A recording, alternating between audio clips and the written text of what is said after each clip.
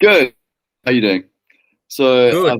Nice to good, see you. excellent. Good to see you too. Obviously we just had a quick catch up now and switched on record. It was really good just having a rather long catch up. I didn't expect it, but Mhm. I have to ask your background. We met when I was working in China. You were working with EcoSac, and you were with EcoSac for a very long period of time. But I think over the last 2 or so years, there's been many changes, and it seems that uh, you're really quite broad in what you're doing, but you got your home in Peru, and that seems to be really important. So rather, let me just ask, what is your background?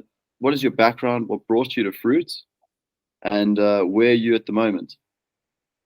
Okay, before being in fruits, I was in the airline business. Right about when I wanted to leave that industry, which is very complicated, I thought of fruit because it was an industry that was growing in Peru, and many members of my family and friends were involved there. But as soon as I entered, I immediately realized that it was more complicated than airlines actually. Hmm?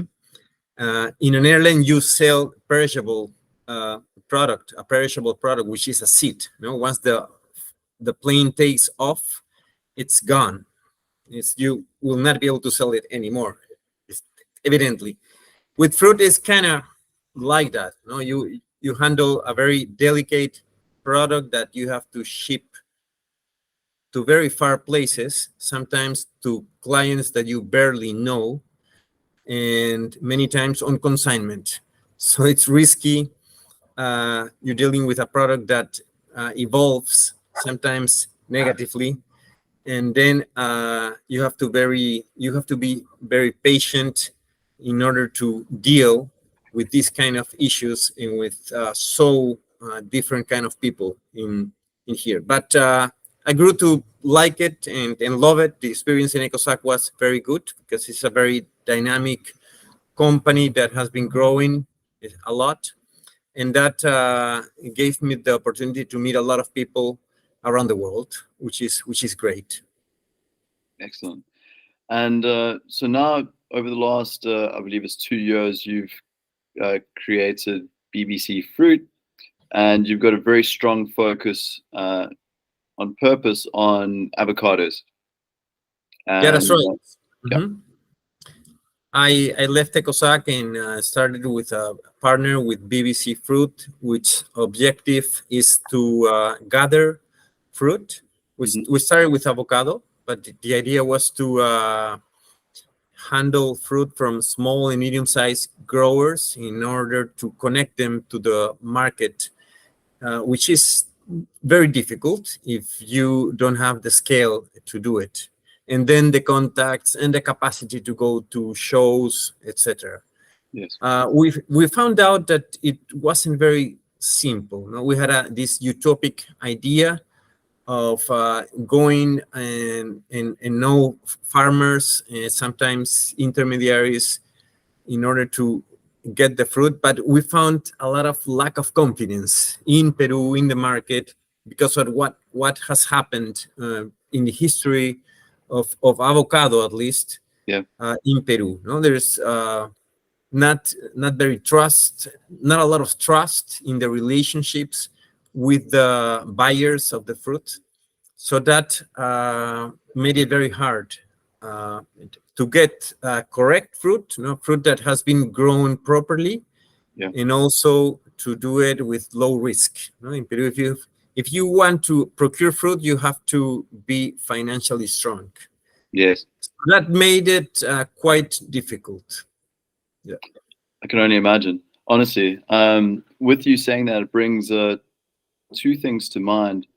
A little bit earlier, before we actually started recording, you mentioned one of the benefits of working with, say, avocados as opposed to grapes is the way the farms are structured and the way the business is structured. Hmm. Um, Whereas it's harder to source grapes because it's already rather robust, large-scale industry in comparison to a more fragmented avocado grower base. I thought that was very interesting, and it only makes sense that there's lots of room for you to add value to those growers. And then just with you mentioning the distrust of growers because they seem to have had bad times in the past, or they've been let down, sold various promises. Now they're kind of resilient. It reminds me of visiting the Philippines, and those banana growers had the same situation, Okay. where they had big companies just pretty much taking their bananas, making a fortune, and paying very little back.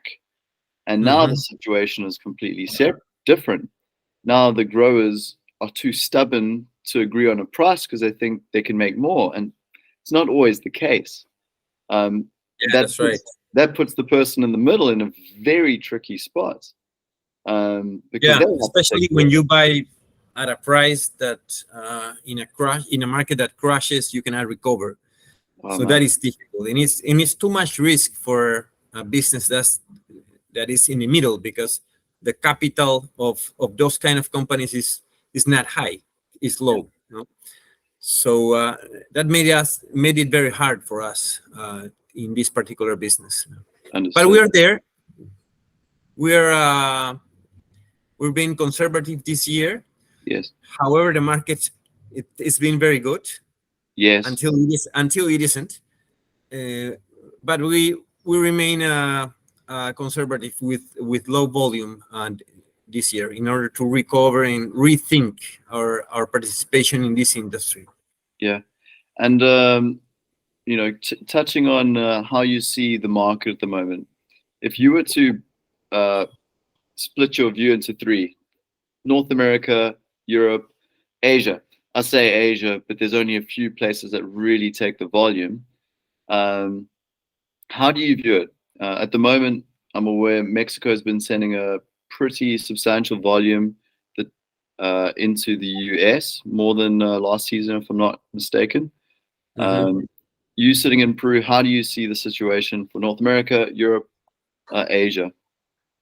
Okay, for us, the opportunity first, looking at Peru, was in the first part of the season, because in that first part is when the avocado from the early season, from the highlands in the south of Lima, come out. Okay, we're talking about from February until April, May, and the ideal market for that avocado is Europe. Normally, what you saw in the last years was an empty market after Chile, after some suppliers in Africa, Spain, Israel. Last year, you saw something different, with a lot of countries being supplier countries in an on season. And that's why and plus Spain being delayed with their harvest, that created a lot of supply in those early Peruvian season. Yes. So for that part, the early season of Peru, Europe is the main market. Then it changes as soon as the US receives less avocado from Mexico. No, Mexico enters a low supply a part of their season, and then Peru enters the US market, which is the biggest market for Peruvian avocado. And then China, it's learning to eat more and more avocado, Asia in general. So it will be growing and growing every year. However, we have to be very careful about the Chinese market, which many growers believe is infinite, which is not, of course. There is a limit to everything. And maturity can be reached eventually. It's the fact that there are 1,500 million Chinese doesn't mean that each of them is going to eat one avocado per month or per year, or even per year. Yes. So, we have to be very careful with that. So going to one topic which I think is important, volume-wise, Peru is growing a lot. And many uh, institutions in Peru are feeling very proud because of this, and they celebrate a lot the volume, which is dangerous. No, because we should not be celebrating making records of volume. We have to celebrate making records of productivity and efficiency, Yes. not volume, because markets saturate at the speed Yes. that, for example, the Peruvian blueberry industry is growing. There are some weeks where markets are saturated. So we have to be very careful with that. Yeah. At the end of the day, it is a commodity. And a commodity and differentiation isn't that far. Yes, a brand can get a premium in the market, but it can only maintain that for a certain amount of time. Exactly. I completely agree with you. One thing that I think showed that, and specifically with you mentioning China, in the previous 2022 season of grapefruit from South Africa, and what's really unique about that is avocados come from multiple different regions. Yes, the supplies don't all overlap the entire time, but it's multiple regions. Grapefruit is practically only coming from South Africa, and South Africa managed to shatter the Chinese market because everyone thought that they could just send the grapefruit to China. It's going to open up in wholesale, and someone's going to buy it. I think the returns back to South African farmers, don't quote me on it, but I think it was like negative 100 Rand. Point of the matter was negative values at the farm. They returned negatives. And it really took only a few companies decided not to send any to China because they said, you can't send the volume. Yes, it's China. Yes, there's many people, but you just can't send the volume. It's not going to work. Yeah, so I agree with you saying it's not about volumes. Yeah, volumes are important as a nation, but one has to be very thoughtful. You mentioned that obviously North America is the main market for Peru. How much of the volume is currently going to North America, percentage-wise? A little bit more than 50%. It's quite good. And then the remainder is mainly Europe. Europe would be like 27, something like that.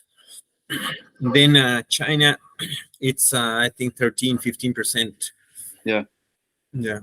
I must say that's actually quite a nice distribution. It's a fair distribution. I mean, I think if you probably know a lot about grapes, if you were to look at grapes, for example, from Peru into the US, I think those percentages will look a little bit different, wouldn't they? Kind of similar, because it happens something similar with the grape industry. Peru starts in the north, in Piura, Chiclayo, etc. And at that moment, the ideal market is the UK and Europe. Piura represents about close to 50% of the supply of grapes, of the production of grapes in Peru, and Ica, the other half. And when Ica comes out, which is December, I'm talking about Piura starting in October until the end of December. So they start supplying the markets I mentioned. And then Ica starts with Europe as well, UK a little bit, but then strongly to the US. Yeah. And China is present in the whole time as a market, but also very delicate in terms of saturating with more than X volume or more than X containers per week. We know, for example, in avocado, if China gets more than 50 containers per week, watch out. There is also a number for mangoes, for grapes in every other market. So in grapes, the US is the main market because when Ica comes out, it's mostly the grapes are going there. Yes. And from Piura, you do both markets. You do at the beginning Europe, UK, and then US. So a distribution will be similar. Number one, US, number two, Europe, UK, and then Asia. Coming next. No, it's very interesting. So when you're looking at yourself and your company, especially with what you've described as Peru, and you mentioned this before we actually started chatting, Peru is one of the fastest growing fruit exporters in the world, if not the fastest. So they're very, there's new plantings coming on. They're very happy, but there's a little bit of caution coming from your side. So when you're taking your supply into North America, Europe, and Asia, how do you think you're going to navigate through this territory? Because you've got a lot of experience in the market, but at the end of the day, you still have to play every single season in the market, and you have to try and place your growers' fruit, even in challenging. If you think it's going to be a challenging season, you still have to try and place it. So how do you see that between your clients in Asia versus Europe versus North America? I think one thing that's maybe beneficial about China is that from your side, I think you're normally going to have a firm or MG price in place. So you have a little bit more security compared to if you were to send your fruit to Europe, which is typically consignment for the grower. So does that play into your dynamics? Does that play into everyone else's dynamics? To answer your complex question, I must admit, long I think it's a little bit challenging. No, I know. I think I know where I can go to answer. Yeah. When I was the commercial director at EcoSac, Yes. we had a lot of fruit, a lot of grapes mainly, and we always were approached by buyers all over the world. And the first question I used to ask was, what value do you think you can add for us? We're already selling to supermarkets. We're already selling to every kind of fruit commercializer that you can imagine. So if you are in this market, what value do you add? So right now, I'm at the other side. I do a lot of procurement with BBC, and also have 2 more projects going on already. So when I approach growers, I already know what value I am adding to these growers, and I partner up with clients in different markets that are going to add value to an industry that is becoming more complex in volume wise. Yes, I'm saying with higher costs and lower prices. Yes. So what value would I add if I represent a company in China and I go to visit a grower here? Well, I'm going to be sure that that company is located somewhere in China, that it's not specifically the main markets, Guangzhou and Shanghai. Yeah. So I'll try to give growers in Peru the opportunity to reach other cities, other markets, for example. Yeah, I mean, just touching on that. I mean, I don't know if you want to share, but of the 2 other, I'm going to call it partnerships, for lack of a better word, that you have, which you're putting a lot of energy into, the people that you've mentioned that I happen to have met in the past, and the locations of the companies are actually very interesting in China. So I think you are practicing as you preach. Just going with what we spoke about before actually starting our call, but that's very interesting, because always you'll send your people will send their fruit to China, and I promise you, I don't know what percentage now opens in Guangzhou, but that everything goes to Guangzhou. But everyone seems to have different distribution channels, but everything goes to Guangzhou. It really takes a lot of effort from a export side, and believe it or not, an import side, to distribute fruit to different cities. On the importer side, it's actually, you have to actively negotiate with your wholesalers to let the fruit go to a different city. It's a challenge. Very interesting though. So I don't want to take you too long. My understanding is you're going to be traveling tomorrow. Do you have any closing thoughts? Any closing words? Well, As I said before, it's important for growers in a country like Peru and many others as well to focus on consolidation and becoming more efficient into the future. It's not only growing, because that doesn't pay the salaries of the people and everything you have to pay in a company like this one. You have to make the most you can for every kilogram that you're gonna ship. And for that, you have to be very efficient with the water, with production, etc.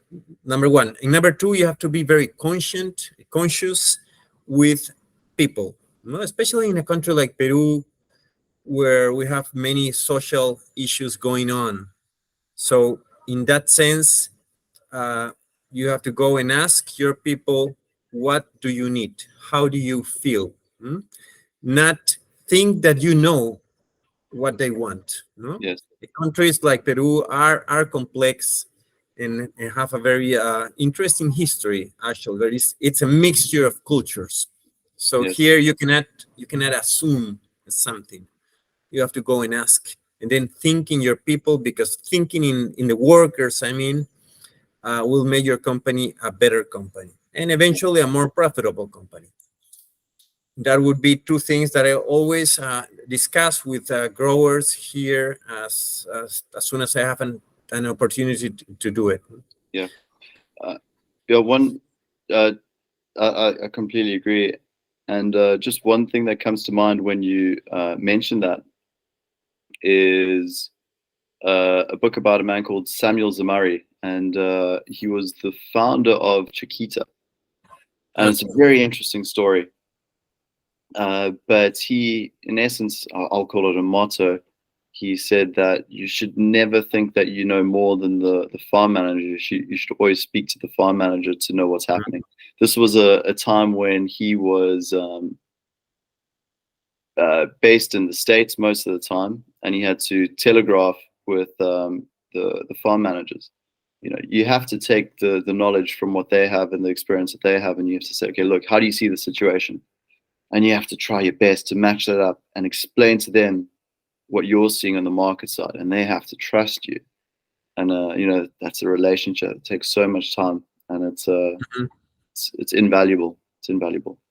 Exactly. Talk to people and ask. 100%. Before talking. 100%. Good. With that being said, thank you so much for your time. It was Vincent, thank you. Really good to see you after so many years. And yeah. Good to see you too. I'll be stopping the call in a second.